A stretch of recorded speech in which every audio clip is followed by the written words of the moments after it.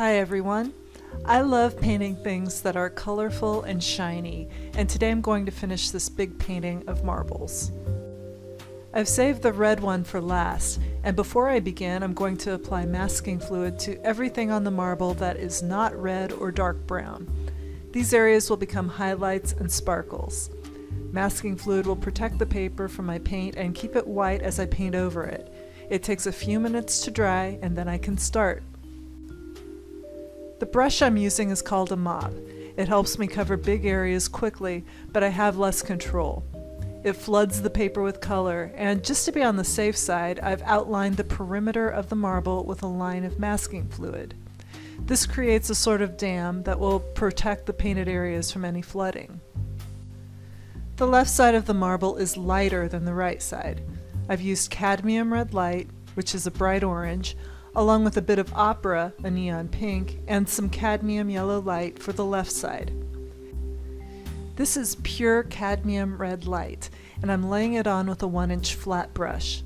You'll see me paint over these darker areas on the wet paper multiple times. I like to build up layers of color.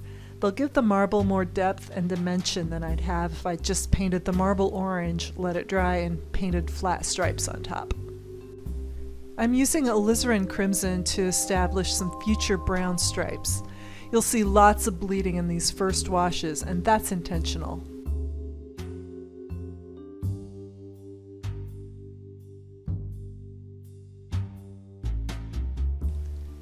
I listen to podcasts while I paint, and that white cord is from my earbuds. You can see how wet the paper still is, and it's pooling a little, so I'm dabbing at it with a paper towel.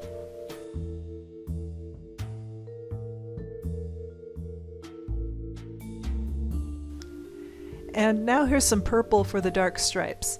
When I paint it over the orange and red, it will create a rusty brown. And I'm using a medium-sized round brush for this.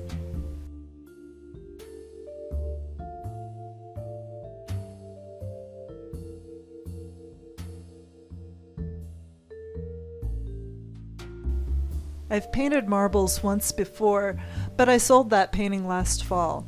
I have a show coming up next month, and I wanted to have a new marble painting there.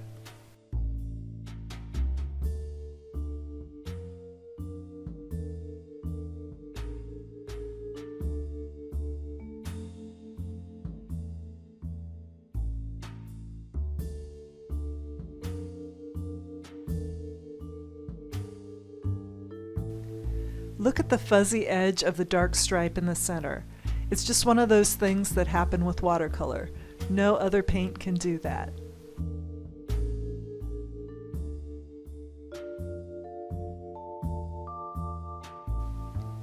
I'm continuing to paint darker layers over paint that's still pretty damp, and I'm leaving some parts of the stripes as is.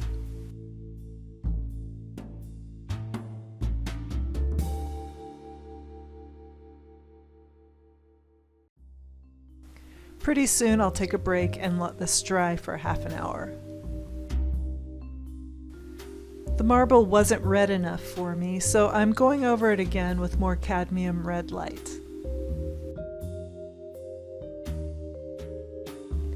That color is relatively opaque, so I needed to add more purple to the stripes as well. This didn't bother me. Additional layers just add more depth and interest.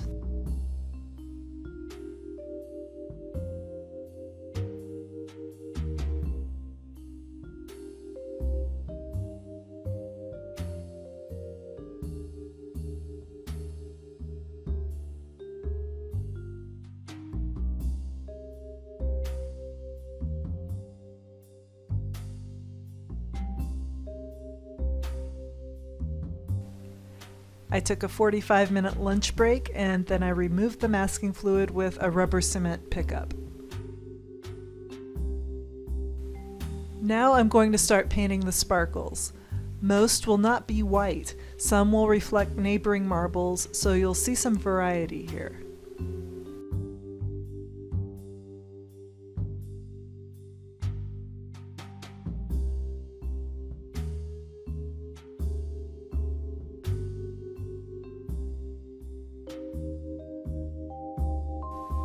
I'm using a small #1 round brush to fill in the sparkles, and I'm also softening the edges with some of them. The surrounding paint is not 100% dry, so it's easy to activate it with a damp brush and blend.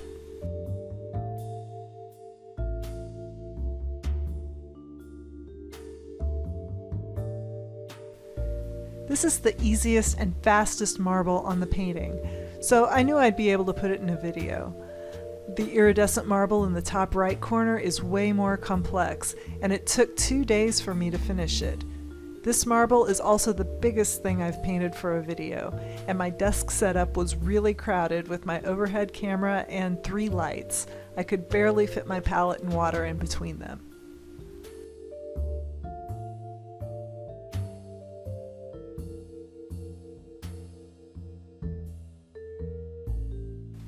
This big sparkle is the brightest one on the marble. All the other marbles have a similar shape in the same spot.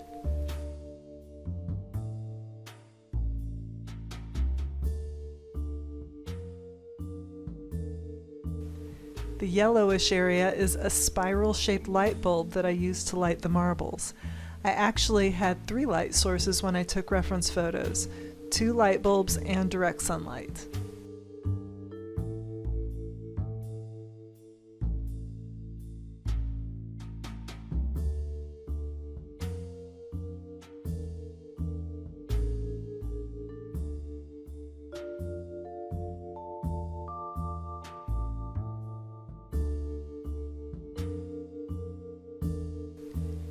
If you think this part looks like it'd be fun, you're right.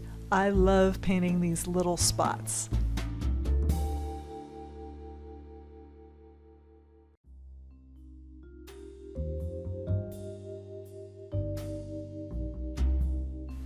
The entire painting is 18 by 24 inches, and I've covered the areas you can't see with big scrap pieces of watercolor paper to protect them from water, paint, and my hands. Sometimes I'll even use pieces of plastic, like flexible cutting boards from the kitchen, to protect my work.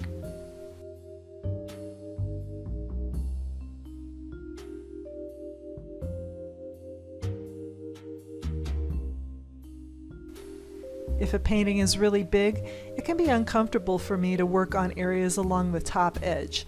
I don't like reaching that far, so I'll just turn my painting upside down or sideways so that part is physically closer to me.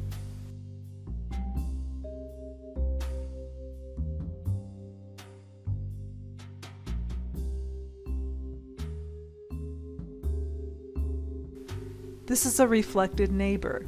It's a milky, rainbow-colored marble, and it shows up as a pink shape on this red marble.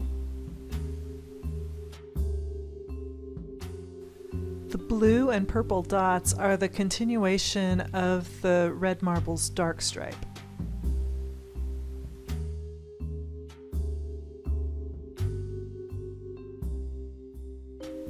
To finish, I need to paint the piece of aluminum foil the marble is sitting on. I like painting on foil because it reflects the marbles, and any wrinkles create really complex distortions and bizarre color combinations.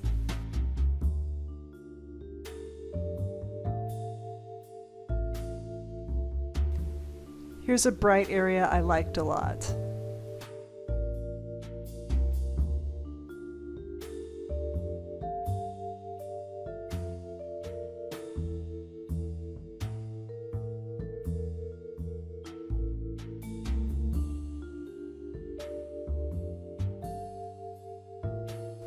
And now a few finishing touches.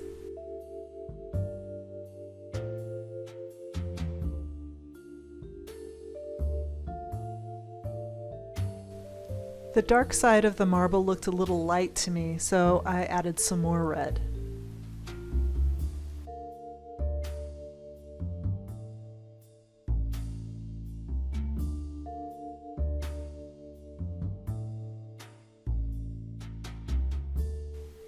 And here's the finished painting. Thanks a lot for watching.